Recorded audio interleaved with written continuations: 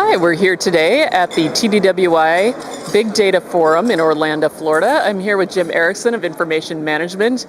And Jim, there was an exciting last session at today's forum. It was with Mark Madsen and Mark Demers. It was a great discussion. I mean, a couple of really big thinkers in the area, and I think it was a great way to close the day. They really dove in, I think, on a lot of the relevant issues, and we talk about big data and how it means different things to different folks. And I took a lot away from it, including a lot of notes, but I think one of the main takeaways for me was not just the technical aspects of this, but the use cases, what this stuff is good for, where it's going to gain traction and where it's not. And I think one of the resounding things that came back from both of these guys who do work very closely in this area is that this is not a rip and replace time. You know, the world is not changing as we know it, but a lot of interesting things are coming along to augment what's fundamentally the result of all the work we've been doing for the last 15 or 20 years, right?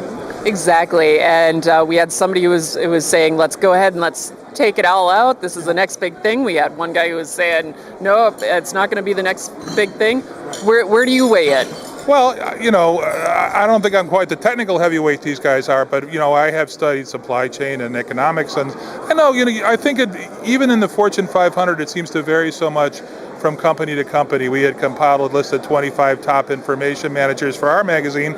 Some of these guys were building a career as a CIO based on outsourcing data centers and ripping and replacing, and a lot of others were like very much, you know, no, this is very core important data to our processes and we want to keep it close to us. So I think what's very interesting is that I think some of our friends doing research have told us is about 20% of companies have some sort of big data project in production now.